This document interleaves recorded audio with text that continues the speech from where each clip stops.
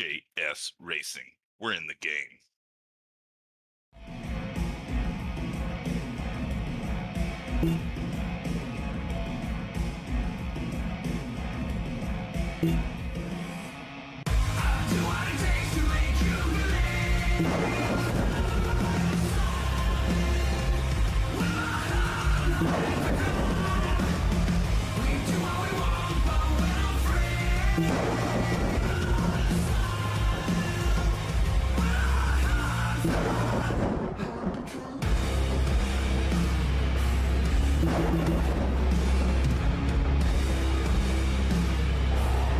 Gentlemen, start your engine!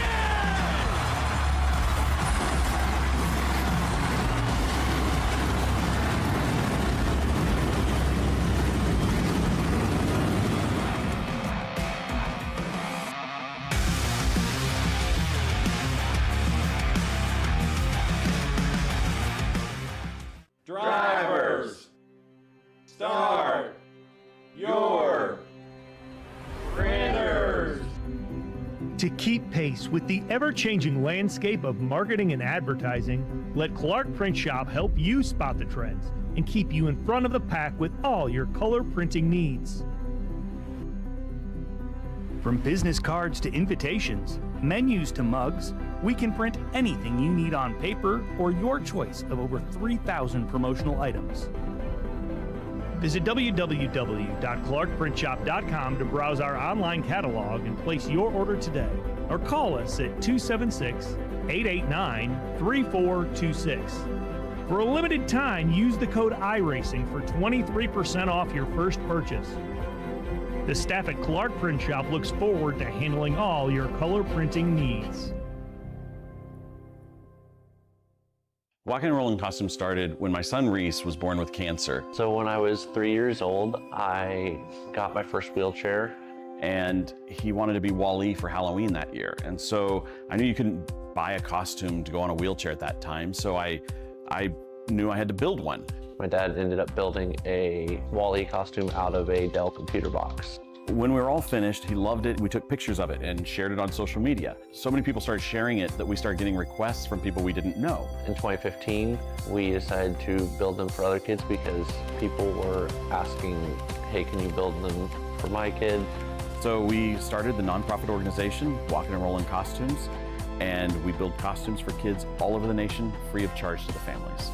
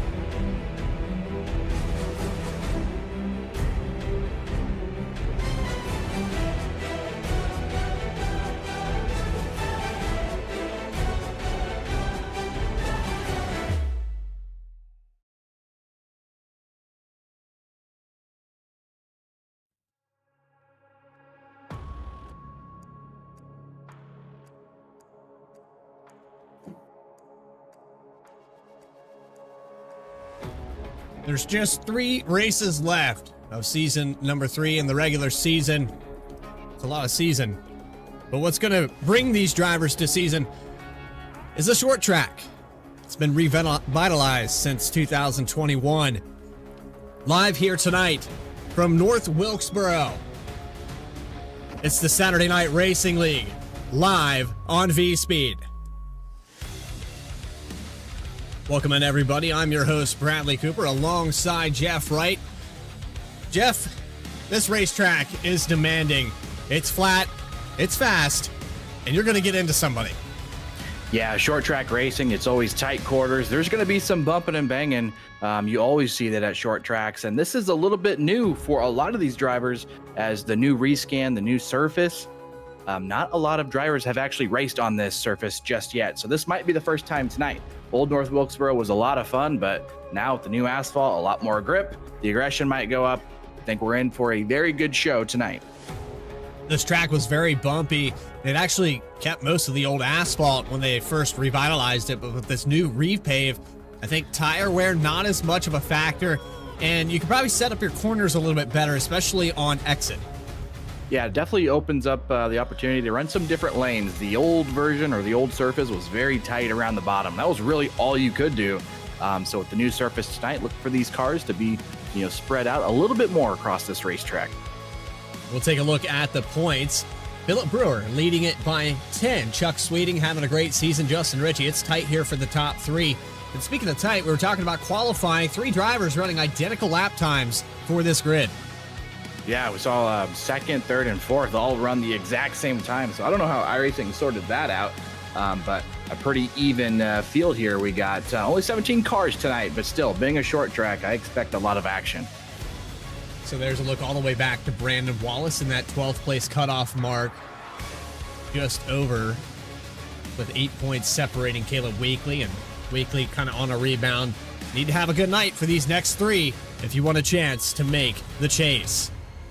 We'll take a look at our race analysis here for 150 laps, 35 miles per hour on pit road, and pit road not too bad to get on and off of, but that backstretch entry into 3 and that exit out of pretty much the entrance or exit of turn 1, it's a little bit more difficult to maintain that pace speed because you're going to tighten up here on the apron. It's a little bit weird, but that's kind of a throwback and an homage to what NASCAR used to be. Pit road was kind of a free-for-all.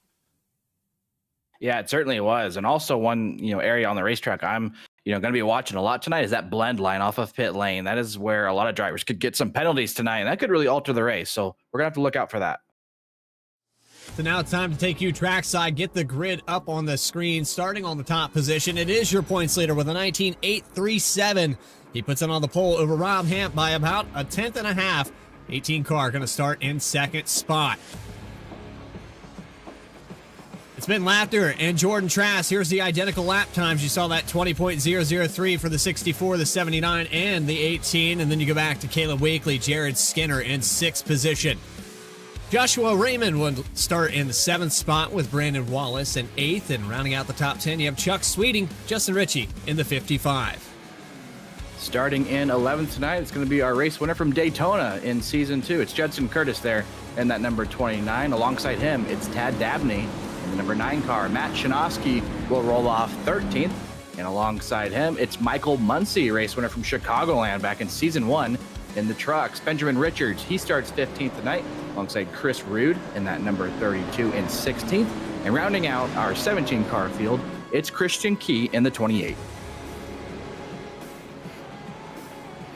Gonna see the iRacing pace car out of the way next time by, and Barney the flagman should be ready to go. A little bit of a late jump here. Sounds like a good opportunity here to maybe go ahead and make a race-winning pick. Bradley, what do you say? Well, I've been watching him in practice. Love the paint scheme. Might be a little biased. I'm going to go with the 44, Philip Brewer, but a lot of guys are good at short tracks. We'll have to wait and see. Yeah, they are. And I don't blame you for taking Philip Brewer. He's been dominant all season, so I probably would have taken him, but let's go with somebody that is good on short tracks as well. Let's go with that Rob Hamp at number 18. I like him tonight. So here we are, side by side. Lights are still on the pace car. I think they're going to give us one more lap. These guys trying to heat those tires up with a launch, just kind of practicing what that will feel like. And we should go green this time around. 10 races already here, Jeff. 3rd season. Be interesting to pull up all the statistics, how many laps returned, how many lead changes, all of that stuff that goes by the wayside until you get to postseason. And starting to build the history here in the Challenger Series. But it's another historic night. Philip Brewer looking for his 4th win. Rob Hamp to the outside. Let's go racing at North Wilkesboro.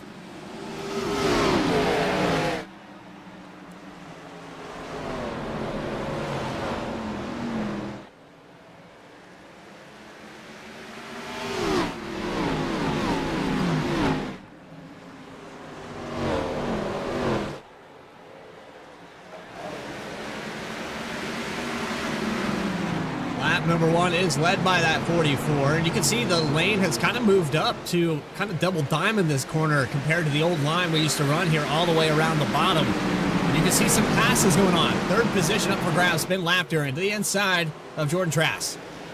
Yeah, Ben Lafter trying to grab the spot here from last week's winner in that crazy finish at Charlotte Motor Speedway.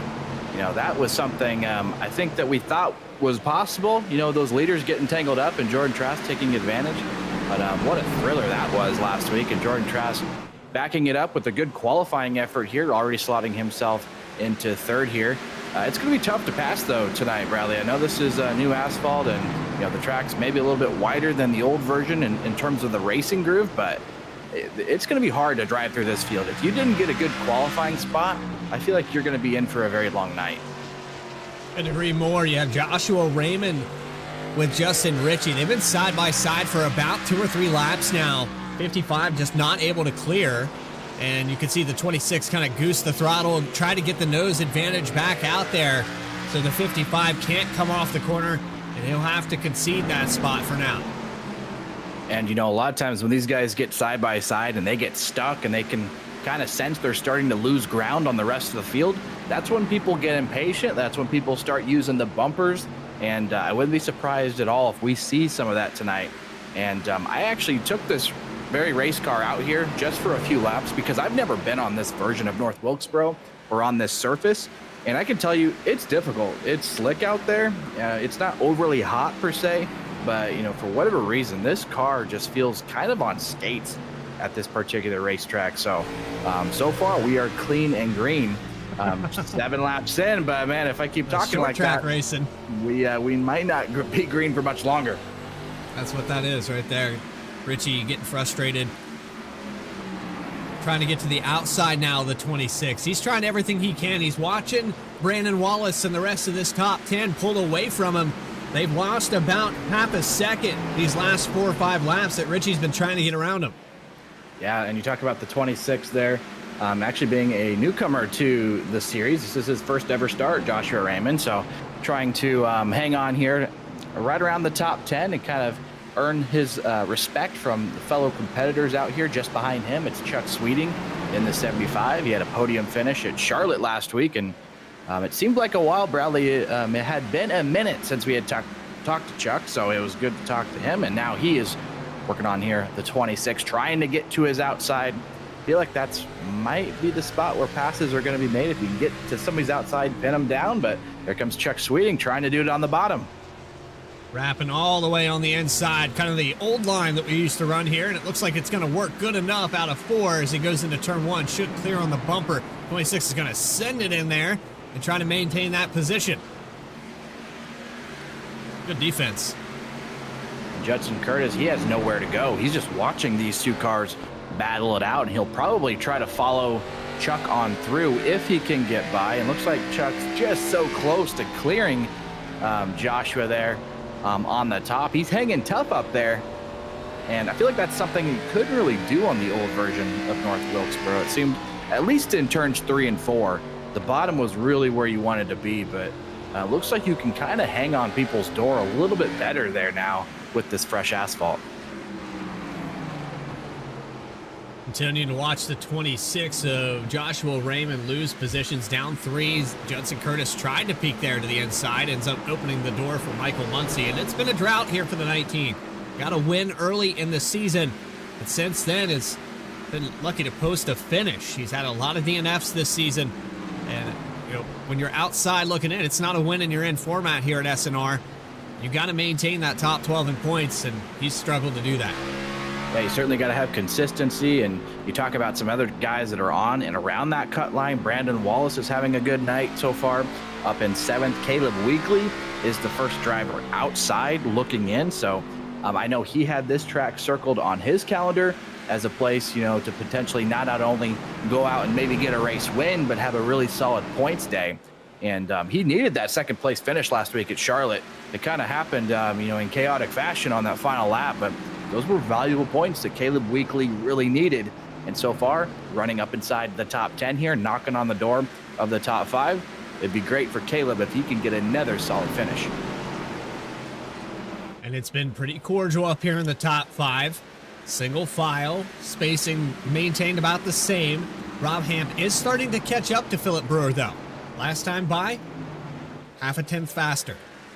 Yeah, and that doesn't surprise me at all, and that's kind of why I was comfortable picking him as maybe the race winner. I think, Bradley, if you would have left the door open for me to take Philip, I probably would have, but I know Rob Hamp is really good on the short tracks. I've raced against him on short tracks.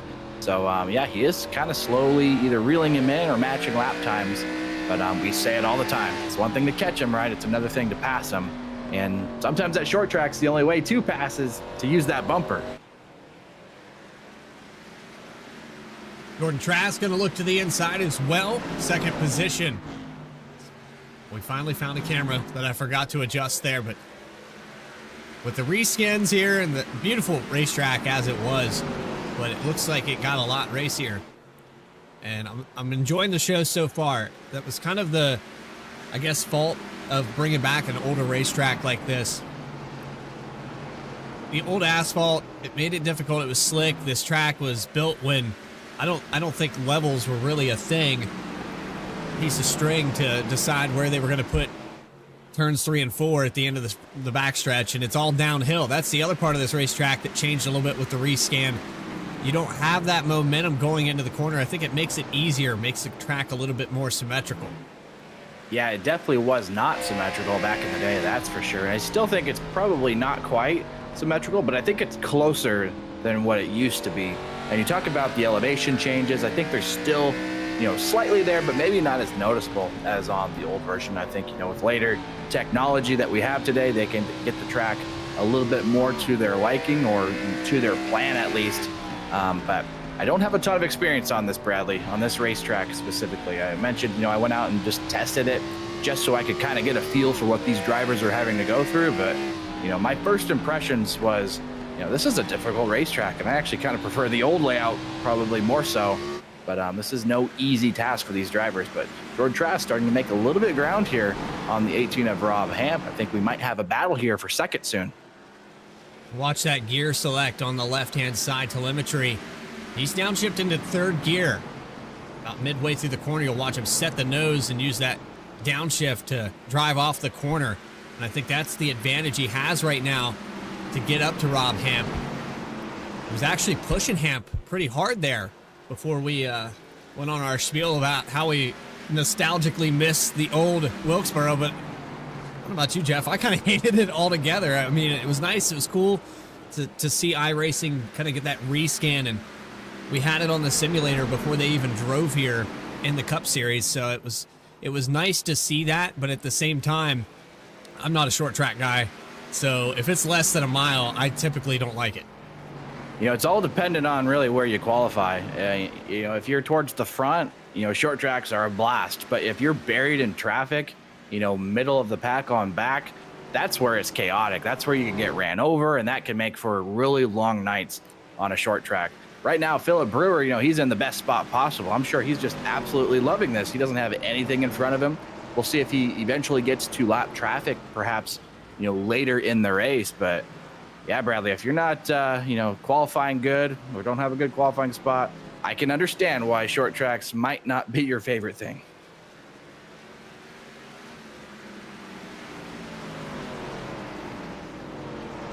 Sitting back here with Chuck Sweeting and Caleb Wakely, the next one in line, 75 car up 2 spots. We've got a few movers, but for the most part, the top 10 has stayed the same name-wise. Justin Ritchie into the 9th position. He started in 10th. It's Michael Muncy, who's the only driver that wasn't in this top 10 to start this race. Started back in 14th, now running in 10th. Yeah, so far, good climb here for Michael Muncy, and that just shows it is tough to pass. Is he actually going to nail the wall a little bit there? But one thing I was kind of considering or thinking was, we saw Jordan Trask, electing to shift gears throughout this racetrack on his laps, but I don't know if everybody is doing that or not. So it seems like it's working for Jordan Trask. He's running fairly good lap times relative to the leader. I don't know if that's the only way to drive this track, but looks like Rob Hamp, at least in this corner, staying in 4th gear. You kind of have to wonder, what is the leader of Philip Brewer doing?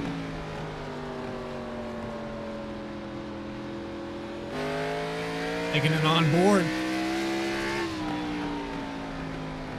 think clean air here, Jeff, is part of the factor too. Brewer not having to push the car as much.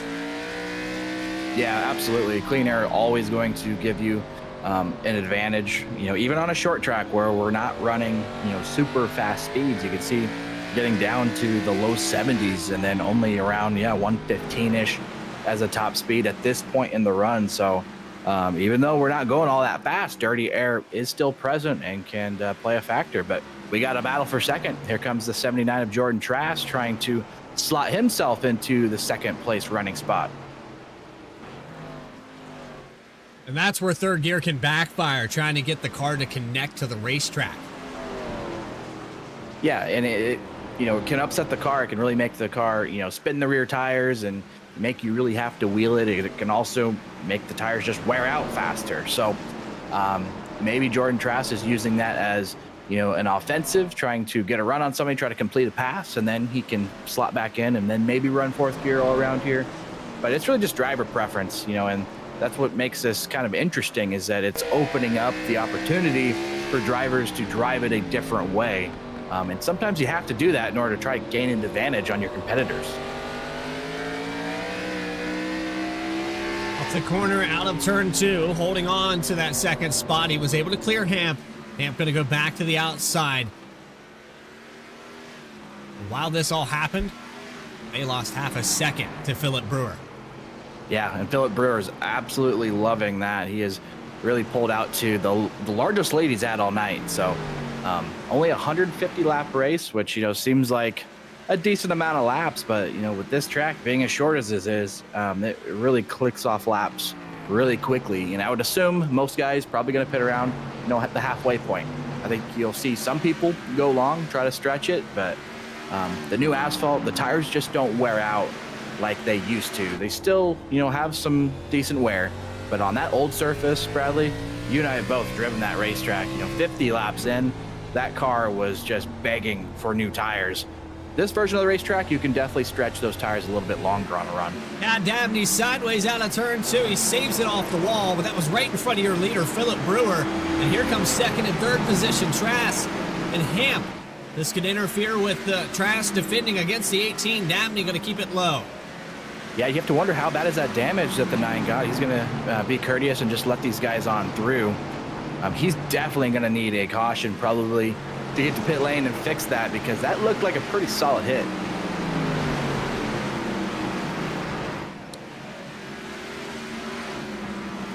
So we go back on a replay. He got loose. I don't know that he touched the wall here, Jeff. He got really close to it, though. Wow. Oh, maybe not. I guess I thought he had hit the wall hard, but yeah, you're right. Good heads-up driving there by Dabney to save it, and that's kind of what I experienced too when I took this car out for a few test laps. Like, it is slick, so I'm kind of surprised we hadn't seen more of that. But yeah, very good heads-up driving there. Keep that from hitting the wall and damaging your race car. His tires are going to be on fire though after a slide like that, so that's going to be really tough to manage here until he can get to pit lane. So Chad Klinger in the pit saying that the strategy looking like it's going to be the factor to decide this race tonight. I agree to an extent, but if Philip Brewer keeps putting cars a lap down and keeps pulling away, it's almost 3 seconds now. He can pit whenever he wants.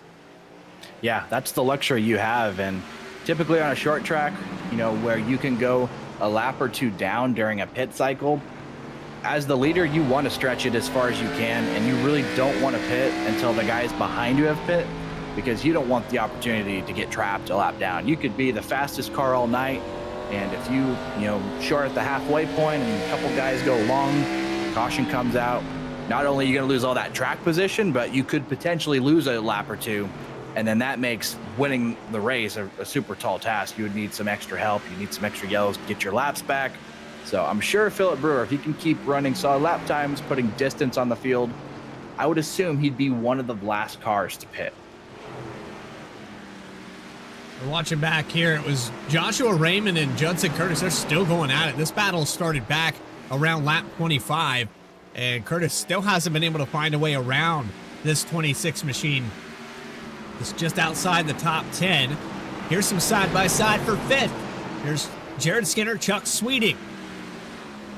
Chuck Sweeting been one of those drivers that's been consistently moving his way forward throughout the night, and slot him up another spot there on Jared Skinner, and Caleb Weekly just behind. And so very solid run here for Chuck Sweeting. Still quite a ways back behind the race leader, though. Probably going to need some sort of strategy, maybe a caution for him to really get in contention. Because looking at lap times, you know, he's not that far off of Philip Brewer. I mean, he's probably on raw speed. He's a top 3 car right now. Has Ben Laughter about half a second ahead as he cleared Jared Skinner. And the caution is out. I think Tad Dabney loses it here on the front stretch. Yeah, and we talked about that big slide he had earlier that he had saved, but I knew after a slide it's going to be hard to keep that car straight. And so the tires were on fire. I'm guessing that similar thing happened here. Probably just a big slide, and probably one he wasn't able to catch this time. Watching here off of turn 4. This is where it goes wrong, and I think maybe a little slap at the wall this time. A little kiss. Enough to trigger a yellow, though. Single car spin on lap 47. So this is going to regroup the guys, though, and get the field bunched back up here, open the door up here for some strategy. Philip Brewer had a pretty big lead here, so probably won't be at risk of losing the lead as long as he doesn't have any mistake on pit lane. But for the rest of these guys, this is an opportunity now to try to gain some ground here on the leaders. Guys like Chuck Sweeting running really good lap times. He was 5 seconds back, so this is big for him. See if anybody elects to do any sort of strategy. I would assume everybody would take 4 here, but you never know. Christian Key actually going to stay out on the racetrack here and then brings it down pit road, maybe looking for a lap lead, but not going to get it. Philip Brewer's going to go back around on the outside before he can get it. Yeah, so Philip Brewer will be our leader here on the restart. Looks like Jordan Trass will line up right next to him. Chuck Sweeting and Rob Hamp will be in row 2. And I think we got to keep our eye on Chuck Sweeting. I was impressed with the pace that he had. He was one of the few cars that was actually able to make quite a few passes and really work his way through the field. So Chuck Sweeting going to have the best track position he's had of the night. We'll see what he can do with it. Somebody told him that the points leader is running away with it, and he's second in points. He needs to get any advantage he can.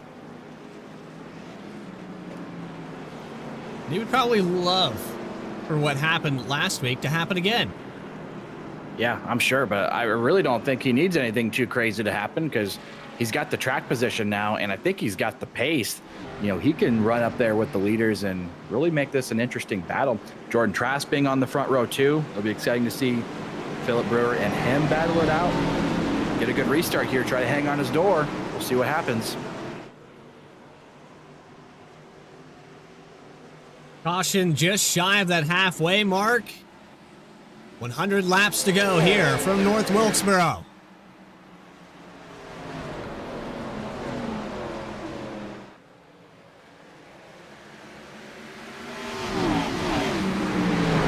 Trask trying to get to the outside of Philip Brewer there. Good run through the center, but he just doesn't have the drive off. And Philip Brewer is going to retain the lead for the time being. Rob Hamp just behind there in the 18. And restarts, this is where you're trying to get all you can get. Ben Laughter now trying to make a pass here on Chuck Sweeting. It's just really tough to make that pass on the inside. It seems like the drivers on the outside just get really good runs out of the corner. In the situation there for Sweeting at the start of this race, he could afford to save a little bit more. He was deeper in this field and then pick them off one at a time. But now if you want to maintain this top 5, you're going to have to push the car earlier to maintain. Ben Laughter's not going to let up on you on this inside line off of turn 4. Really close. Caution's out again. It's Brandon Wallace in the 99. Yeah, and it'll be, I think Jordan Trask actually got the lead out of all of this. They were side by side, both Trask and Philip Brewer, for a few laps there, and yeah, caution fell, and Jordan Trask was the leader at the time of the caution, so that's a big win for him. He'll be the control car here on the next restart. I mean, the next time through 3 and 4 that you'll see this 99 car go, did he have some help? Slide slides it in, tries not to get into Richie, and as soon as the car's sideways, back it up one more time here. I'm going to try to jump up there in time to see where the leader was as this 99 slides it into 3 and 4.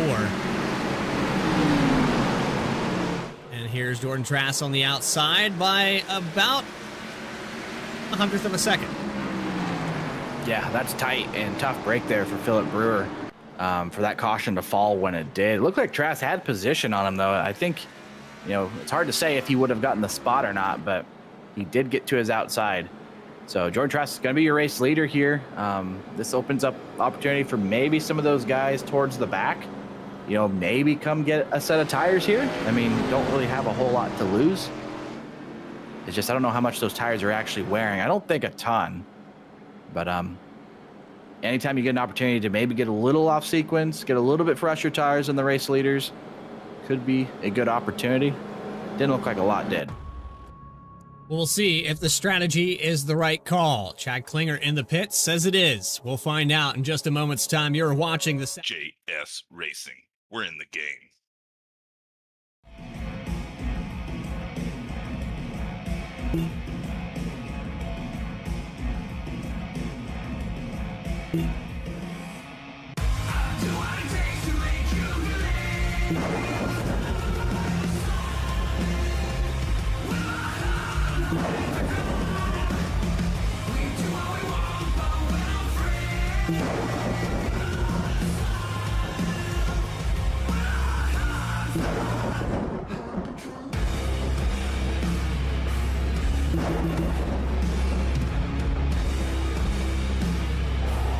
Gentlemen, start your engine!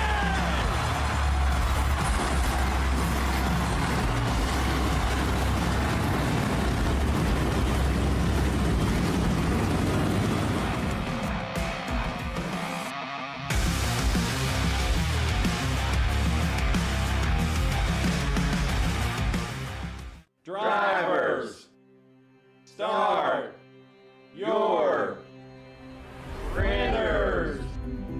To keep pace with the ever-changing landscape of marketing and advertising, let Clark Print Shop help you spot the trends and keep you in front of the pack with all your color printing needs. From business cards to invitations, menus to mugs, we can print anything you need on paper or your choice of over 3,000 promotional items. Visit www.clarkprintshop.com to browse our online catalog and place your order today, or call us at 276-889-3426. For a limited time, use the code iRacing for 23% off your first purchase. The staff at Clark Print Shop looks forward to handling all your color printing needs. Walking and Rolling Costumes started when my son Reese was born with cancer. So when I was 3 years old, I got my first wheelchair. And he wanted to be Wall-E for Halloween that year. And so I knew you couldn't buy a costume to go on a wheelchair at that time. So I knew I had to build one. My dad ended up building a Wall-E costume out of a Dell computer box. When we were all finished, he loved it. We took pictures of it and shared it on social media. So many people started sharing it that we started getting requests from people we didn't know. In 2015, we decided to build them for other kids because people were asking, hey, can you build them for my kid? So we started the nonprofit organization, Walking and Rolling Costumes, and we build costumes for kids all over the nation, free of charge to the families.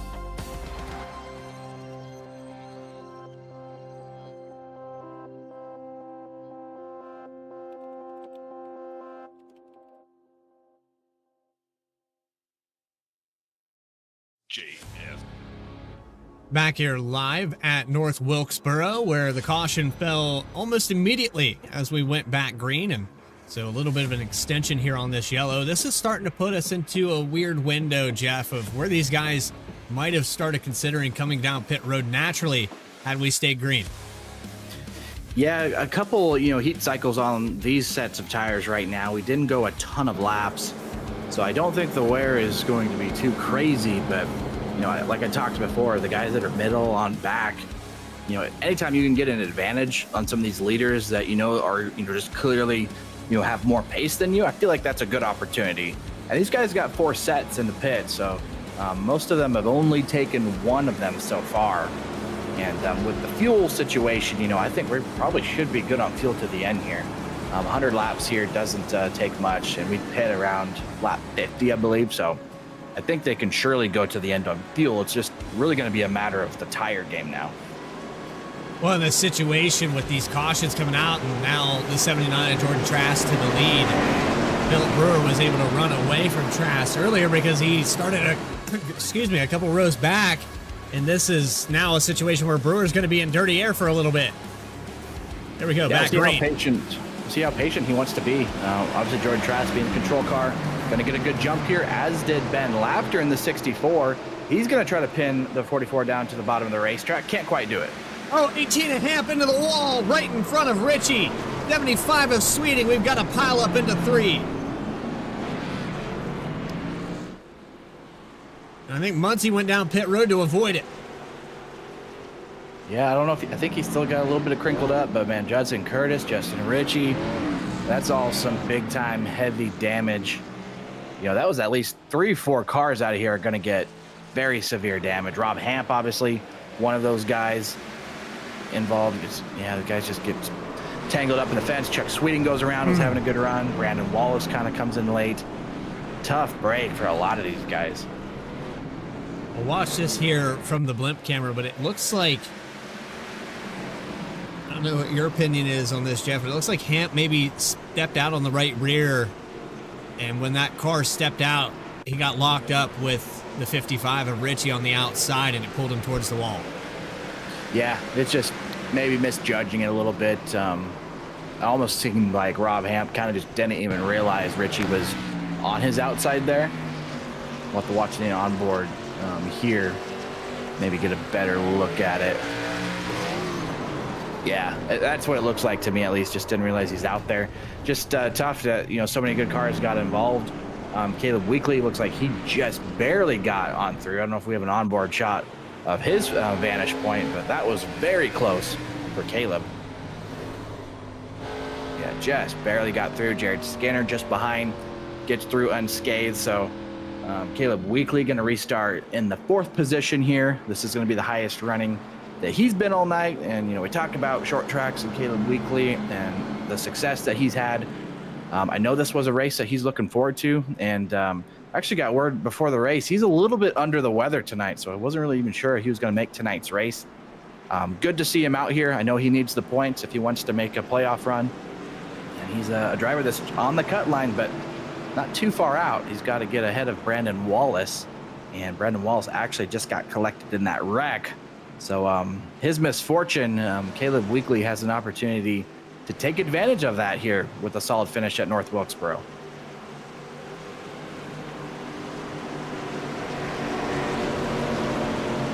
Doubled back up. Jordan Trask on the outside. Pace car out of the way, and we're going to go back green on lap 71. Just about the halfway mark. Wheel spin for the 13. Big checkup on the outside, going into 1. 3 wide. Yeah, 3 wide at North Wilkesboro is always very sketchy. They're going to get through just fine. It looks like Caleb Weekly now trying to minimize the loss here, try to stay on the door here of Ben Laughter. Looks like Rob Hamp's back out on the racetrack with some damage to the front end. We'll see how his car handles as the night continues. You can see the 26 there, Joshua Raymond running in the 6th spot. And Benjamin Richards up in the top 10 now. He started deep in the field, so up a lot of spots there for Benjamin Richards. And another spin, 64.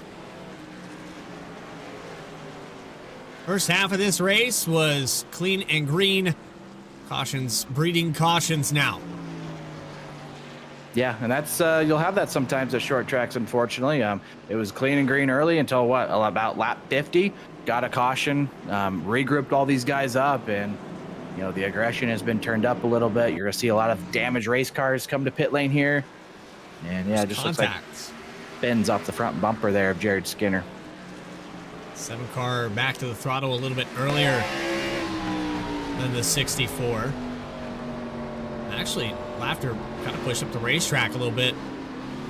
Seven Skinner might have thought that was an invitation to pass, and unfortunately it wasn't. Yeah, tough for Ben, though, for sure. He's going to lose a lot of track position. He was running up inside the top 5 pretty much the entire night here. So he's going to come down, put tires on it, fix any damage that that he got from that. Jordan Trask, though, still able to hang on to the lead after getting it away there from Philip Brewer when they were side by side. And sometimes that's what, can decide races, too, is when that caution flag flies. These guys were side by side. Jordan Trask just had a nose on him, and then gets to be the control car, which is such an advantage, not only in iRacing, but, specifically at short tracks. You get such an advantage when you are the control car. Caleb Weekly going to be in third now with that spin that happened with Skinner and Laughter. So Caleb, didn't get a bad qualifying effort, started 5th, but he did kind of fall back there through the early stages of the race. I want to say back to like 7th, 8th on back. This is the best that, or the highest that he's been. See if Caleb Weekly can take advantage of this and maybe try to steal another spot away. So Jordan Trask, like you said, it could be a deciding factor, but I think with what he learned, either didn't really translate to qualifying using third gear versus in the race session. It seems like once these tires do start to show a little bit of wear, that downshift is helping him drive off the corner. And I think if he does that, he might walk this field because nobody else was doing it up here in the top 5 that we rode on board with. I'm interested to see if we get that green flag run, how that's going to pan out as him being the leader. More wheel spin on the outside. Seems like turn 4, a little slippery. Yeah, definitely pretty slick out there. And Trask kind of went, looks like a little bit later in the box there, maybe catching some of these guys off guard. It looked like Brewer's trying to maybe get a little bit of a rolling start up to it, but just didn't time it quite right. Jared Skinner going to get the 3rd spot away there from Caleb Weekly on the bottom. And now here comes Michael Muncie, who was just involved in a big crash earlier. I thought his car was going to be way more damaged than what it was, but here he is up inside the top 5. Fighting there with Caleb Weekly. Jared Skinner got by on the inside, Muncie on the outside line. And Ben Laughter already back to about where he was. He's in 6th spot, looking 3 wide here into 1. Yeah, and remember, he's got those tires underneath him as well. He went to pit lane, put 4 tires on it. So it does have a slight tire advantage. It's not a lot, but I feel like it's going to be enough where it's going to help him be able to complete some of these passes. You can see he's rolling the center really good here. He'll probably try to get underneath Caleb Weekly and see if he can sneak on by here. He's showing low. And yeah, the roll of the corner in the center specifically is just a lot better for Ben. So I'm going to assume that this 64 is going to be on the move. If we could just stay green here and log some laps, Ben Laughter should be pretty strong. Carrying that momentum to the inside, almost clear of Caleb Weekly. He's going to look to the inside of the 19 as well. Almost some contact through 1 and 2. A lot of passing going on. Another car that's in recovery mode. Chuck Sweeting was involved in that incident that triggered kind of this domino effect of cautions. That was the first incident there around lap 50 or so. And he was able to skate through it. He did touch the outside wall. I think got just a little bit of contact with the 75. But he's still got a really clean car. And if we run this thing out green to the end, I see no reason why the 75 can't find his way back to the top 3. Yeah, I think him and Ben Laughter are kind of in that same boat where they both got tires, I believe, right around the same time. Whereas, like guys like Caleb Weekly, for example, they had stayed out while these guys took tires. I think that tire advantage is really starting to show here as we continue to click off more and more laps. It's only going to become more of an advantage. And I wouldn't be surprised at all. You see Ben Laughter, Chuck Sweeting with these tires maybe be able to run down those leaders and really compete for this win. And this goes back to Watkins Glen where the 64 Ben Laughter had a fast car, just never could get clear in time to even attempt the chase down on Philip Brewer. Brewer dominated that race. And we thought maybe we were going to see the same thing here tonight, but it's not over yet. Really close here through 1 and 2. Yeah, Philip Brewer, he wants this race lead back, and he knows there's tires behind him, so he's trying to make really quick work here of Jordan Trask, but it's going to be tough to complete that pass, and it's going to be even tougher, I feel like, to hold off this 64.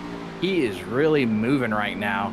And, you know, being involved in a wreck just, 20 laps ago or so, I don't think we would have expected this. I thought he was going to have some damage, might hurt the car's performance, but got it fixed up, got tires on it, and he is looking like a real threat right now. I don't think he was sitting up on the wheel this much at Watkins Glen. He's right up on it. Well, I'll tell you one thing, road racing definitely comes natural to Ben, so probably doesn't have to work at it as hard or focus in as much, but we knew he's good at short tracks for sure. That was something he talked about in that post-race interview. He was looking forward to this specific race because, it requires, braking off, more off throttle time than speedways do. Although he did have a really good run at Charlotte just a week ago, Bradley. We saw him actually up there leading some laps. He ran inside the top 5 most of the night. And so Ben Lafter has really turned things up lately. And now he's sitting here 3rd with a tire advantage. Just got to take your time here and try to figure out, can you get around the 2 dominant cars of the day, which is Philip Brewer and Jordan Trask. And Brewer asking the same thing. Can I get around Trask? Here comes Chuck Sweeting to the inside. Maybe he has some short run speed as well in that 75. Yeah, don't look too far back because the 2 guys on the tire advantage are now side by side, and that's probably what Jordan Trask wants to see. Although he has got a mirrorful there of Philip Brewer, who's looking to reclaim the lead, who pretty much led from the drop of the green to about lap 50-ish, or right around there. So here he is to the inside. See if he can maybe complete the pass. We're side by side for the lead and for second. Great stuff here from North Wilkesboro. I thought it was going to be a snooze fest. We had over a 3-second lead at one point as the 44 started on the pole and drove away from the rest of this field. But now in the second half, with a caution there, around lap 56, everything thrown out the window. Ben Lafter on fresher tires to the outside with Chuck Sweeting. Contact with the 44 and 64 going into 3. Yeah, this is some good stuff here. Watching the 64 utilize the outside lane here. He's got position on Brewer now. Scrapes the wall just a little bit here. I think he will get the spot here. I think it's just a matter of time. I think the tire advantage is really starting to show now. Brewer was able to hold him off for a little bit, but those tires and the driving too. Let's not count the driving from Ben Lafter and the determination to get to the lead, as he's going to be looking on the inside here of Jordan Trask now, trying to take the lead away. And would that be something? We get Ben Lafter up into the lead. He's going to be one tough driver to pass. This might be one of those races that could have been at Watkins Glen. Coming back to him here, and 3 races left of the regular season. Trask, he's picked up a handful of wins this season, as is Brewer. But you have Lafter and Sweeting. They're looking to get to victory lane. It's been a drought. Yeah, it certainly has, and what a place to do it. A historic racetrack like North Wilkesboro. If he can get around the 79 here. I know we talked about Ben having the tire advantage, but Jordan Trask has the clean air at the moment, which that is an advantage in itself. And so maybe those 2 advantages are canceling each other out a little bit here. I know it's going to be a lot harder to pass the leader than it was to pass the guy in second place. He was able to get around Brewer. Took him some laps to do it. But now here comes Chuck Sweeting, as big slide though for him. That's going to heat up the tires. That's not good for Chuck Sweeting. That's going to make this car a handful now. Big slide there out of turn 4. He falls back in line. Philip Brewer back on the rear bumper. Sweeting probably has the best exit out of 4 that I've seen all day. Remember when he was passing cars up through this top 10, he was able to drive off a lot harder than most of the rest of this field, and he's really figured out that late apex to get to the inside of somebody. Yeah, he's doing a really good job getting a lot of drive off. Big send to the inside here on the 64 of Ben Lafter. It's just, does he have enough drive off out of the corner? Looks like a pretty good exit there for Sweeting. If he can do that another time or 2 here, consecutive laps, he just might be able to clear Lafter. He's trying to hang strong. I don't think he's going to be able to do it though. Put Chuck Sweeting up a position, and a big send into the corner. Kind of last effort, I feel like, for Lafter to try to hang with him. Not going to be able to do it. Chuck Sweeting up to second, but here comes the crossover. And I was watching there with Sweeting. He had to get back to the throttle early to try to clear, and he ended up touching the back bumper of Jordan Trask and got him a little loose there. Yeah, this is all just very good stuff. I know Ben Dogfight. Lafter doesn't want to give up just yet, but that is a position that really mattered, was trying to keep Chuck Sweeting behind you because you're on the same tire advantage. And now it's just, can Jordan Trask hold this lead off? I feel like it's going to be tough. Chuck Sweeting looks really quick right now. 50 laps to go here. North Wilkesboro not disappointing at all in the second half of this race. Now, this has turned out to be a pretty great race. Got a little bit, messy with some of the cautions through the middle parts of the race, but seems like these guys have settled in a little bit. I think, the action hasn't settled at all. I think it's actually been turned up a little bit. I think getting guys on some different tire strategies, that's really facilitated some passing and some good racing. So, we're seeing a pretty solid race right now, Bradley, and I still don't want to count out that 64 as he sends it really deep into the corner. But I really like where Chuck Sweeting is at right now. I think it's just a matter of time, and I think he will get this 79 of Jordan Trask. Well, we have the opportunity here past the halfway mark. 2/3 of the way into this race. I think it's a perfect chance to find those remote controls, those volume knobs. Let's get loud. Presented by FireStorm Racing. Pass for the lead.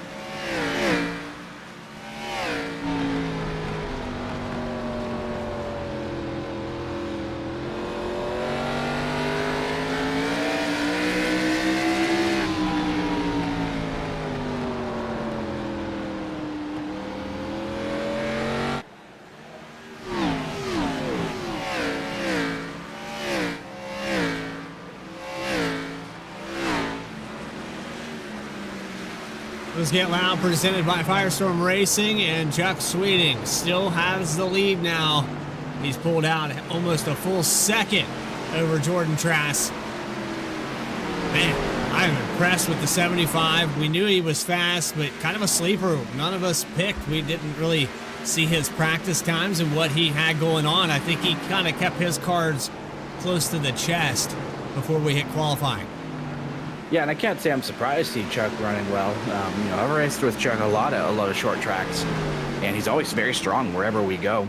Didn't get the qualifying effort, though, I think is maybe the biggest surprise. Started back in 9th. I feel like Chuck Sweeting is the type of guy that we think of, to qualify top 5 pretty easily in short tracks. But, nonetheless, starting deep in the field, he has climbed his way forward. And then really getting on that differing tire strategy. That was a huge advantage for him. But, you still got to go out there and complete the passes, and he did.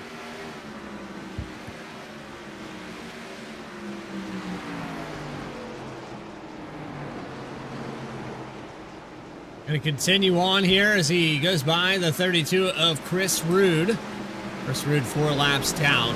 Tough race for him so far today. Had a black flag earlier in this event. 17 cars started this race. 16 of them still on the racetrack. Tad Dabney, who had the early race spin. 9 car in 16th position. Christian Key in the 28. A few laps down for this machine as well. Still have 11 cars on the lead lap. Let's see 55 in 11th position. Justin Ritchie. Remember, he picked up heavy damage. He hit the inside pit wall with the driver's side door. I'm surprised that car's still running. Yeah, I am too. That car took an absolute beating, and it still looks like it's not handling all that well. He is very sideways coming out of the corners, and Probably going to be a handful for the rest of the night. It's not going to get any easier. And yeah, that doesn't look like it's exactly fun to drive, I have to say, Bradley, but he is hanging on for dear life. And I know if Chuck Sweeting was able to watch this in car, he'd probably be worried sick, because that is the one guy that does not want a caution at all. He wants this thing to go green to the end, and he could sail to get his first career win in the SNR Challenger Series. And Chuck's been close. I mean, Bradley, you saw a spectacular finish, I want to say back in season 1 in the trucks at Michigan. It was a 3-wide finish. It was Ferrata getting the win, Dakota Foyt and Chuck Sweeting. What an epic battle that really either one of those guys could have won. I think that's the closest that Chuck has been to winning, but 3 second-place finishes for him. And then his best finish of the season just a week ago at Charlotte Motor Speedway. Wouldn't it be something if he could top that and come out to North Wilkesboro here and seal the deal to get his first ever SNR Challenger Series race win? That would be incredible. Doing what he needs to do, and he's happy that he got around the 55 who's having those handling issues. That was the other part. You're saying, okay, well, he's worried about the 55 possibly bringing out a caution, but the real issue was he was right behind him if he did. Right, yeah, then could potentially get collected, then take him out of contention. But yeah, Jordan Trask right now still running second, and that is not what you want to see if you're Chuck Sweeting. Looks like we're going to stay green. He's got it straightened out. That was a close call. Christian Key racing alongside there on the 55 of Richie. We stay green with 30 to go. Chuck Sweeting has been able to get through the traffic and maintain the long run pace. Ben Laughter was somebody we thought that was maybe going to get around the leader, and he could have been in a very similar position, but it seems like now he has kind of burned off his stuff a little bit, trying to drive aggressively to get to that lead. But if you're him, you really got to go for it, because if Ben was able to clear for the lead when he was running second there, he could be in the same spot that Chuck Sweeting is with the clean air and setting sail on these guys. But just worked out a little bit better for Chuck, and Chuck's doing a really good job, especially managing those tires. I've been watching Chuck, and he doesn't look like his car's out of control on exit. He's not really having to counter steer it. This is just a driver that knows short tracks, and he is certainly running really well right now. And yeah, he wants this thing to stay green, no doubt. Move to the outside for Philip Brewer. He's going to take over second position, and I was watching that battle back there with Jared Skinner and Ben Laughter. They're catching up a little bit to this group. I think Trask might have been holding Brewer up a little bit, so he might set sail. But it could be a warning sign for your previous leader, Trask, losing ground to the 64 and the 7. Yeah, now here comes Jared Skinner trying to get around Ben Laughter. Almost some contact there. That could have been an incident. He's going to have to back out of it. But yeah, Brewer, Jordan Trask have been very evenly matched on pace. I mean, when Brewer was out front, looked like, nobody was really going to touch him. Then when Jordan got the lead, we saw how difficult it was for Philip to try to get that back. We are pretty much now into the deepest long run of the night here. So the tires have worn the most, and that looks like it's playing into the hands of Philip Brewer. It's just Chuck Sweeting is so far up the road now with that slight tire advantage that it's going to be really tough for Brewer to get up there and contend for the win. But, a lot of battles still going on around here at this racetrack, and you never know what could happen. You've got 25 laps to go, but that's still a lot of things could happen, and potentially, don't want to say it, Bradley, but we could see some carnage, could see some yellows. This race ain't over yet. Skinner finally able to get the nose to the inside through 3 and 4. Still wasn't able to do anything with it. It's been a couple times that Ben Laughter has gotten loose off the exit of the corner. In the very next entry, Skinner would take it to the inside, and Laughter would kind of pinch the entry and play defense. And from a driver's perspective, you're that guy trying to make that pass. You're faster. Chrome Horn? You never rule anything out here. It just depends on how patient do you want to be. Ben Laughter giving him the bottom lane here, but Skinner just can't quite get the power down. And, one thing I think you always think about doing, right, is using that bumper, because he feels like if he can just get around him, feels like he could probably pull away from him. But completing passes at short tracks it's really an art to it, Bradley. And some guys have mastered it, and some guys, some guys just elect to using contact. And when it's this difficult to pass, we say sometimes contact is the only way you're going to get around somebody. To the outside now for the 7. Gets a really good run off of turn 4. Across the start-finish line. Skinner up to 4th, out of 2. Yeah, good move there by Skinner. He tried it a few times on the bottom and just wasn't able to do it. So he just reset and, looked at it from a different perspective, got a good run on the outside, and was able to complete the pass. And now he's probably going to pull away here from Ben Laughter. As Jordan Trask now is about 2 seconds up the road from Skinner. And Philip Brewer starting to put a little bit of ground on Jordan Trask, but that lead that Chuck Sweeting has grown slightly, and he is still running the fastest laps on the track. Chuck Sweeting in a really good spot here to potentially go out and get that very first win. 20.949 for Chuck Sweeting. That's about a full second off of what we were seeing in qualifying. He's going to continue to pull away a little bit here. That time by a 10th faster than Brewer. And Sweeting has the luxury of time. Plenty of it behind him here.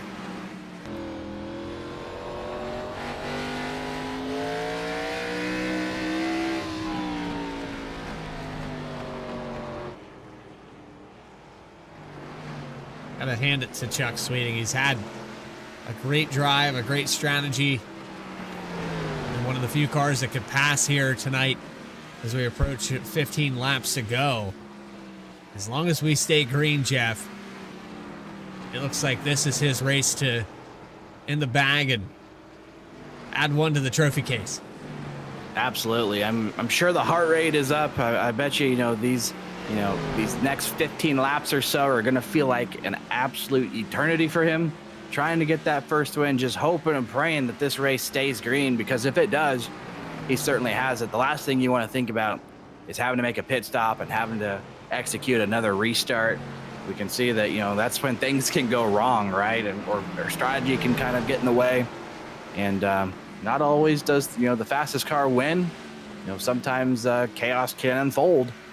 And right now, I'm sure Chuck, he's got a very comfortable lead. There's no reason for him to push the car at all, but he's probably mostly worried about the rest of the field. He's probably thinking, can they hold it together here for the next, 14, 13 laps, whatever we have remaining here.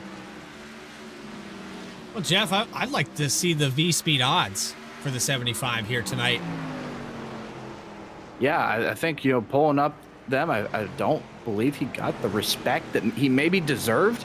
Chuck Sweeting coming in tonight with the V-speed odds of plus 1,300 at North Wilkesboro, which probably I had to say I thought was kind of high for Chuck Sweeting. Yeah, he's a driver that certainly runs well at short tracks.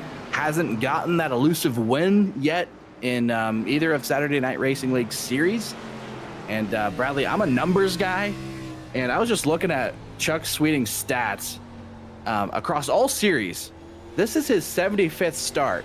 Can the 75 car win in his 75th start? Wouldn't that be incredible? I mean, you can't make this stuff up. I mean, I feel like it's destiny. I think it's destiny, Bradley. I mean, I feel like if he doesn't win, something's wrong. The stars didn't align or what, but that just jumped out to me. Looking at all the starts across all series, SNR Cup Series, SNR Challenger Series, 75 starts here for Chuck Sweeting, and he's been a guy that's always ran that car, the 75 car. I feel like that's been his number. And wouldn't it be something if he can do it tonight here for the first time in the SNR Challenger Series? Philip Brewer gonna hold on to second position right now, continuing to pull away from Jordan Trask. It's about a full second gap now back to the 79. The top three have left the rest of this top five. Go back to Jared Skinner. He's 2.3 seconds back. Ben Laughter with a solid day. Top five. Caleb Weekly, mid-pack roughly. The cars left on the lead lap. Actually put Michael Muncy in 8th position, the last car in that lead lap. And you go back to Matt Shanoski in 10th position, the 31 car with damage. And of all the cars that have damage here, he's running the best. yeah, sticking with it. He's got rear end damage to the race car, which is where you don't want the damage. You know, that's what makes the car drive super loose and lose all rear downforce. So I'm sure it's a handful for Matt, but trying to hang on here for a top 10 finish. And that is one of those guys, you know, he might not always just have, you know, the greatest run, but he just finds a way to finish races and get himself points. And, you know, that's something I feel like you can't say about everybody. You know, he just figures it out. You know, if things go wrong, he'll reset and just figure it out. You know, he's determined. I'm going to get a good finish. I'm going to get good points.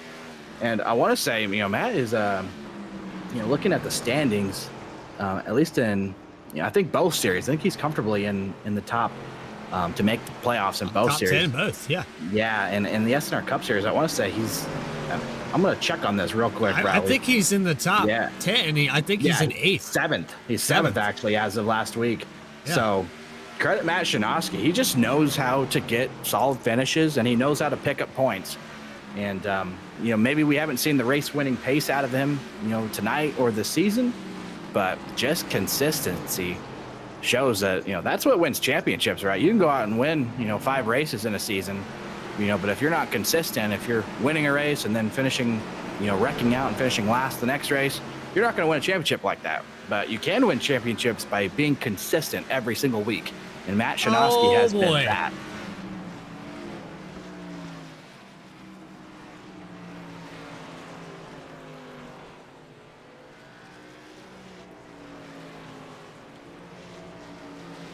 Well, Bradley, that's not exactly what Chuck Sweeting wanted to see, but here we go again. A late race restart is going to happen here. We'll have to see what happens here. This is certainly a tough situation now for the race leader, because more than likely everybody wants to do the opposite of you. But we went a really long time. I don't know if anybody could stay out here.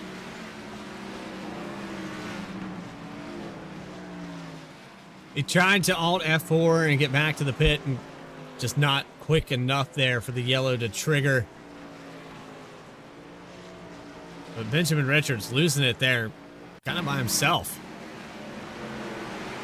Yeah, goes off into the corner here. You can see Christian Key just to his outside. Justin Ritchie just ahead, trying to get the power down. And yeah, I don't really know what happened there.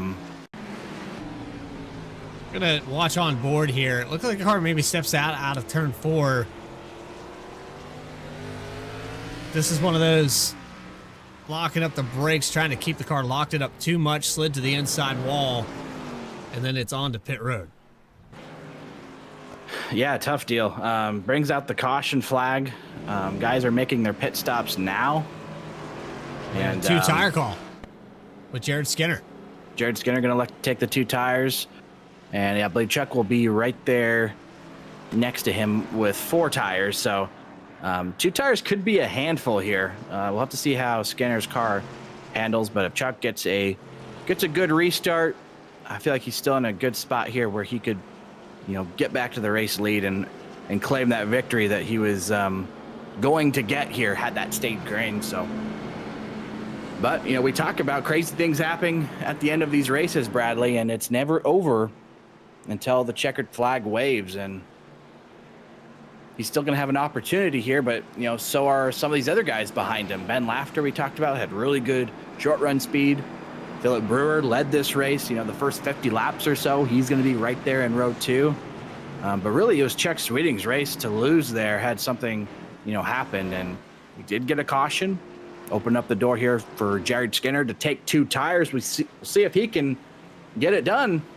Pace car's off, Bradley. Here we go.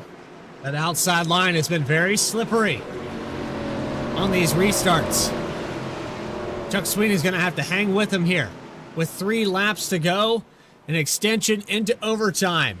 Green flag is out. Sweeting to the inside. He's got the nose just enough here on the restart. Yeah, 3 wide for the there. lead. 3 wide for the top spot. Into 3 and 4. 2 to go. And a great drive off here by Chuck Sweeting. White flag in the air. It's going to be official. Yeah, He's great got to hold off restart. Brewer.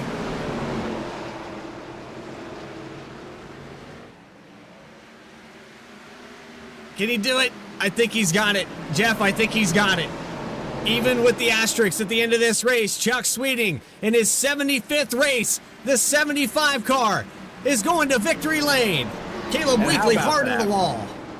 Gotta be happy for Chuck. I mean, been a longtime member of Saturday Night Racing League across all of our series, Bradley, and you said it right there. The 75 car wins in his 75th start across all series.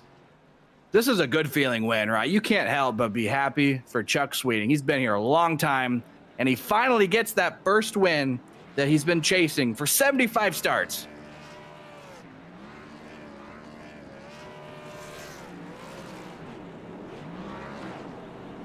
It was 3 wide for the lead in overtime. How about that? Doesn't get any more intense than that. I mean, good heads-up driving by all of those front runners there to keep it clean. It was an intense battle, but, you know, they all gave each other enough space so they could all come out of the end there. But that was a fun restart to watch. And, yeah, we're going to have to watch this one back. But Chuck Sweeting getting the win here in the SNR Challenger Series at North Wilkesboro. And I guess it makes it feel a little bit better yet. The fact that he had to go through that last restart, he had to clear the leader. That was a wild finish.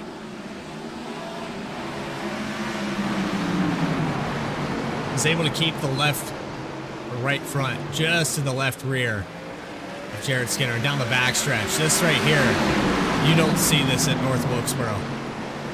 No, you certainly don't. And Jared Skinner, you know, being on 2 tires, that car, you know, had to be not handling all that great. He holds it together. Philip Brewer, you know, a big send here on the top lane, trying to get all he can, trying to get the run here. He showed bottom here, but he knew better than to go in there and clear him out. He knew that he didn't have the spot on him. It wasn't gonna be enough. But Chuck Sweeting gets the power down, completes the race win here at North Wilkesboro, and I'm sure this is going to be quite the interview, Bradley. I'm excited to hear from him. Absolutely. And we're going to take a quick break while we round up those final race results, post-race interviews with your top 3. You are watching the Saturday Night Racing League Challenger Series. Back with more post-race coverage from North Wilkesboro in a moment.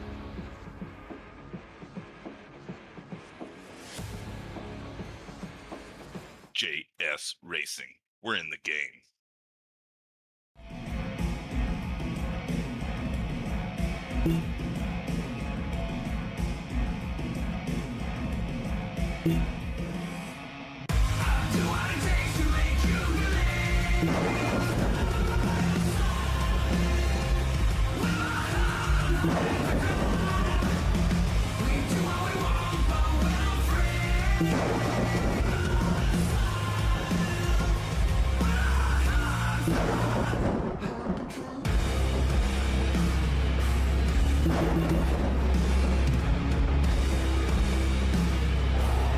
Gentlemen, start your engine!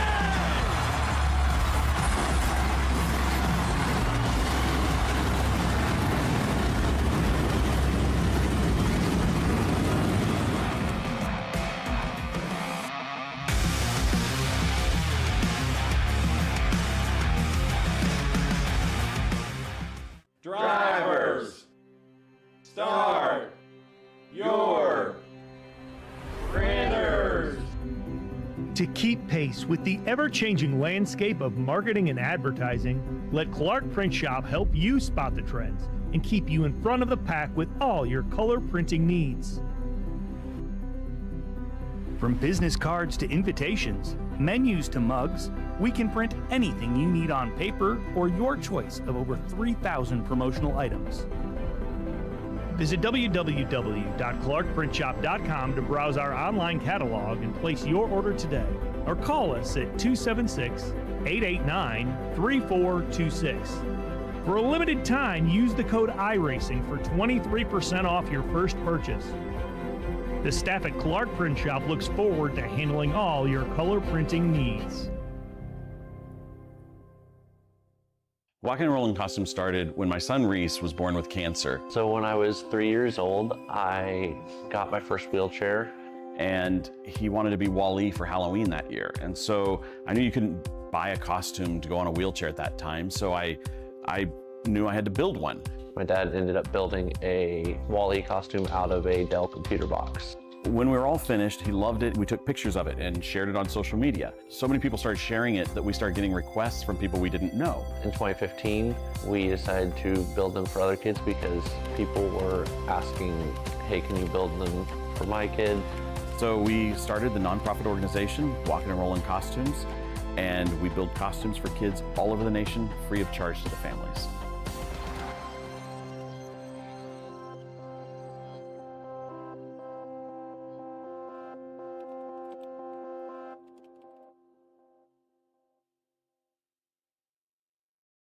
JF. Back here live at North Wilkesboro, and you can see a little bit of a change here at this racetrack compared to what it used to be. What really changed was Victory Lane. Chuck Sweeting, for the first time in 75 starts, the 75 car to Victory Lane. I love saying that, Jeff. That's an awesome statistic, and I'm glad that the planets aligned just right here tonight to bring Chuck Sweeting to Victory Lane, but it wasn't easy. A late race caution with the 56 of Benjamin Richards getting loose out of turn 4. It went 3 wide for the top spot. Race recap on top of your screen. 6 cautions, 4 lead changes. It was Sweeting, Brewer, and Trask leading laps here today, but Chuck Sweeting's going to lead that last one across the line into overtime from 9th to 1st. Brewer, your pole sitter, Jared Skinner, with 2 tire call there on that final pit stop. He's going to bring it home in the top 3. We'll get a word with those drivers in just a moment. Rob Hemp, Jeff Wright's pick, and my pick, not winning this race, so we're 0 for 0 on this one. Jordan Trask with a top 5. Caleb Weekly across the start-finish line, slammed the inside wall. Still good enough for 6th position. Michael Muncie is going to finish in 7th. Then you have Ben Laughter in 8th position. Go back to 9th with Joshua Raymond in his first ever start here at Saturday Night Racing League. A top 10 for him. And Matt Shanowski, 1 lap down, but he's going to finish another race in the 31. Some of these other damaged cars just limping it across the finish line. It's going to be Justin Ritchie in that 55. He gets 11th. Brandon Wallace involved in a couple of accidents. He settles for 12th. Chris Rude in the 13th spot. Christian Keith 14th. Benjamin Richards 9 laps down 15th. Tab Dabney in 16th. And Judson Curtis is going to be our 17th finishing driver. But now we're going to go down to Victory Lane, Bradley, and I believe you are standing by the race winner, Chuck Sweeting, for the first time in the Saturday Night Racing League Challenger Series. Well, it's I gotta say, about time, Chuck. We had an interesting statistic that Jeff Wright dropped on us. It's your 75th start overall in Saturday Night Racing League between the Cup Series and the Challenger Series, and you put that car in Victory Lane. Is there something about the number 75 that you just you have fate with it? Well, it's, I've done pretty well in it. I used to run a different number before that, but I don't know. I just kind of picked it one day because I didn't see a lot of other people using it, and so it doesn't really have any particular special meaning. But maybe it will from this point on. That was a tough race. Well, it was never a give me. It felt like it there with about 3 laps to go, and you had pulled out to over 2.5 seconds on the rest of this field. You were lapping cars. It was probably the longest 15 laps of your life there, as we were talking about you pulling away from Philip Brewer and Jordan Trask and the rest of this field. But it was never a give me. You knew that it was a possibility, and then maybe your worst thoughts that you didn't want to let cross your mind came true. Yeah, they did, absolutely. I mean, it happens sometimes, and happens quite a bit. It seems like more than you'd like, I guess. When you're the guy in front, you get a caution late, and I thought I was going to be screwed because I'm not really good on the short runs. I'm better on the long runs, and a lot of these guys are, they're really good at both. So Yeah, I didn't think I was going to be able to hang on to it, and I was able to stay next to the 7 there on that restart, and that's what did it for me. He got a little bit of a jump, but I was able to keep a fender just up on his bumper, and then was able to get by going into 3 there. So, and appreciate all these guys racing so clean. They're such talented, good, clean racers. It's always a lot of fun.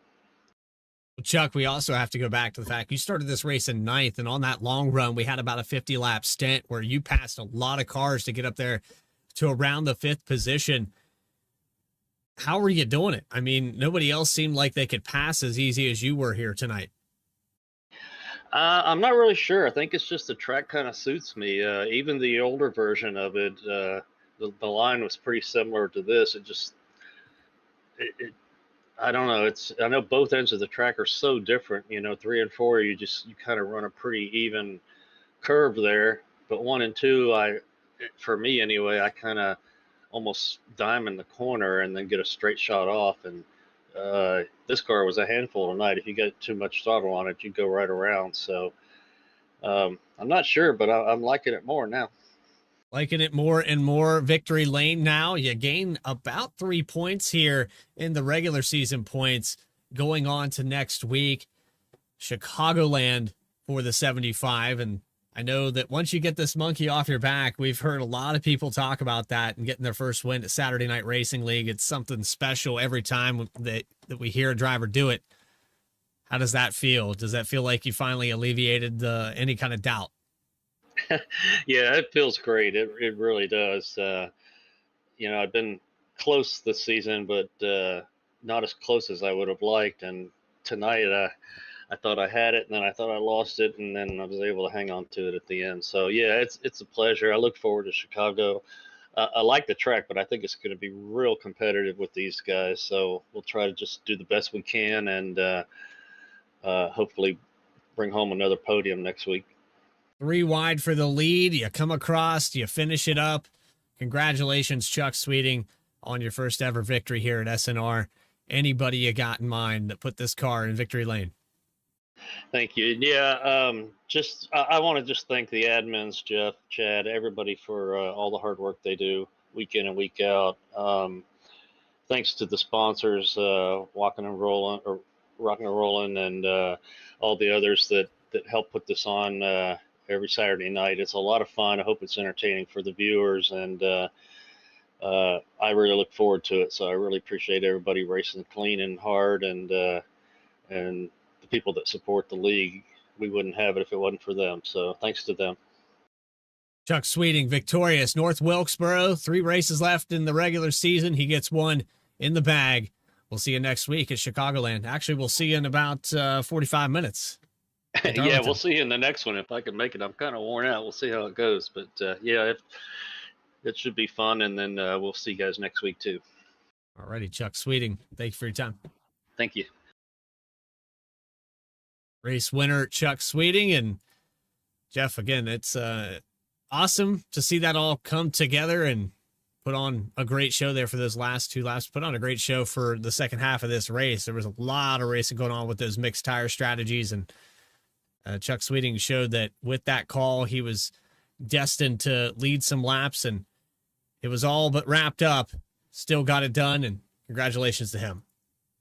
Yeah, absolutely. Big win for Chuck Sweeting. And we talked about the 75 car winning in his 75th career start, and also becomes the 17th different winner in the SNR Challenger Series all time. So there's another stat for you, Bradley Cooper. But I am now standing alongside Philip Brewer on pit lane. He got the pole. He led the most laps with 53. But Philip, seemed like you had control of that race early, but then a caution came out just as Jordan Trask had the nose on you.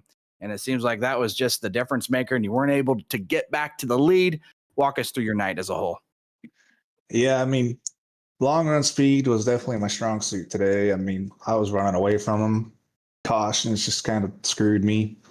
I was really just going to let Jordan go and get him on the long run, but then it was just caution. And Chuck took tires, which I was pretty surprised that it was as big of a difference as it was, but I mean, it ended up being a great call. I think maybe if I got back in front of Jordan quicker, I might have had something for him, but probably not. I'm happy with a second. Yeah, tough one to swallow for sure. It definitely seemed like you were probably the quickest on the long run there, and some untimely cautions kind of put you back behind the 8 ball a little bit. Looking, back though, second place finish, still able to get, solid points. I know the goal is still to get that regular season championship and lock up those 10 bonus points. They're going to be oh so important when we go into the chase. And now with Chuck Sweeting winning tonight, that gap falls down to 7 points. So how important are these next 2 weeks at Chicagoland and then Bristol to be able to maintain that regular season championship run, get those 10 bonus points, and then try to go into the postseason, the chase, try to get that championship? Oh, I mean, it's super important. I mean, that's worth more than 3 wins getting those championship bonus points. So, I mean, whoever gets that has a huge advantage. And I really just look at Dega. I mean, if you walk into the chase with a lot of bonus points, you can kind of get away with a bad day at Dega because, I mean, that's going to be a tough one. Yeah, certainly going to be important. And we talked to Chuck about it too, about Chicagoland being our next race. Chuck expects it to be very competitive. You seem to run really well on those types of tracks. Do you feel like Chicagoland's going to be a track that you can go out, maybe knock off another win, get some, 3 extra bonus points? I'm hoping. I mean, there's always 3, 4, 5 guys every week that could go out and win. It's just kind of whose way does it fall. So I just kind of got to cross my fingers and do what I can do to stay up front. Second place for you tonight, Philip. Real quick, though, before we let you go, anybody you want to thank, maybe give a shout out to? First of all, I'm going to shout out Bradley Cooper for this beautiful Grippo scheme. I was pretty dang excited to get that and finally get to run something other than a Zen car because I was getting old. But, I mean, thank you to you guys running V-Speed. I mean, it's always fun to watch the races back and all the admins at SNR. It's been a great league ever since I've joined. We appreciate the kind words, Philip. Second place for you tonight. We'll probably see you a little bit later tonight at Darlington in the SNR Cup Series. That's the plan. Philip Brewer, second place in that 44 with some new paint, Bradley, and I was unaware that you were the one who painted that scheme. So, yeah, it looked pretty good out there for sure, although I will say it was a little bit different looking out there. We've been so accustomed to seeing Philip Brewer run that 44 Zen car. Kind of become a staple for him. But moving along in our podium interviews, Bradley Cooper has caught up with the number 7 of Jared Skinner, who just almost stole the show away, I want to say, Bradley. Yeah, it took it 3 wide there, and you had the lead on the 2-tire call. But that car was a handful, though, for those last 2 laps. And, trying to get this thing to hook up on the outside line looked like maybe the inside line. I don't know if there's a different call here for you, Jared. Do you think that would have made a difference going into 1? Honestly, I don't think it would have. I think with going on 2 tires, it was a call to try. But I can tell you I was turning right to go left. It was so loose. You back this race up. You start in 6th. You ran around the top 5 all day today. You put yourself in a situation to go out there and win this thing. I can't blame you. And I know that you have that winner's mentality. That's the only way that you get up there. You have to make a call that nobody else is doing. Exactly. Nick made that call. I fully supported that. I felt like that was definitely the right call to make. I just wish it would have worked a little bit better. I was hoping if I would have taken the outside, the idea behind it is that I wouldn't get as loose as going to the inside, but maybe try it again and go to the inside and it might have worked better. It's always that hindsight is 2020.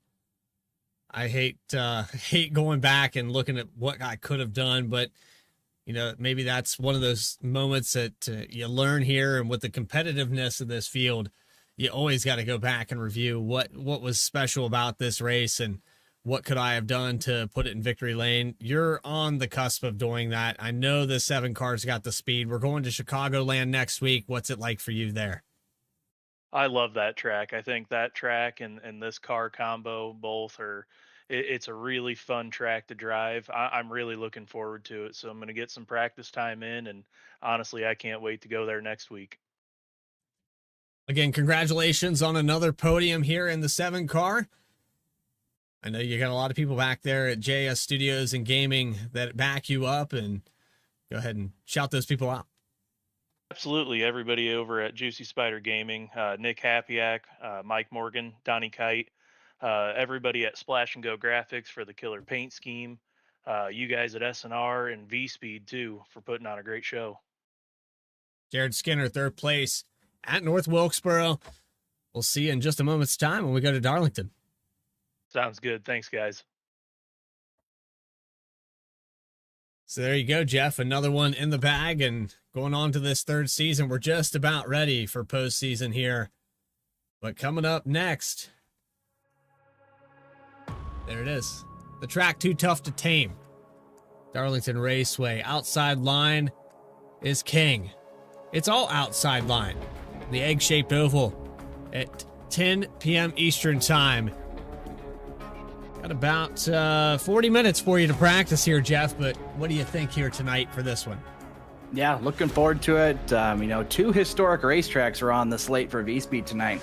North Wilkesboro with the SNR Challenger Series, and then here we got the SNR Cup Series going to Darlington Raceway. I'm excited, but like you said, this place is narrow. It's going to be tough to pass, but I think it's going to be action-packed for sure, and can't wait to get out there. I better get some practice, Bradley. All right. Again, you can catch that here on V-Speed at 10 p.m. Eastern. Go ahead and hit that subscribe button. You'll get that notification when we go live in just a moment's time. It's Cup Series action for their third to last race of the regular season.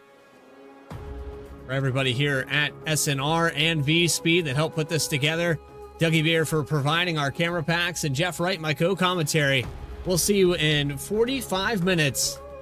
Stay tracking, everybody.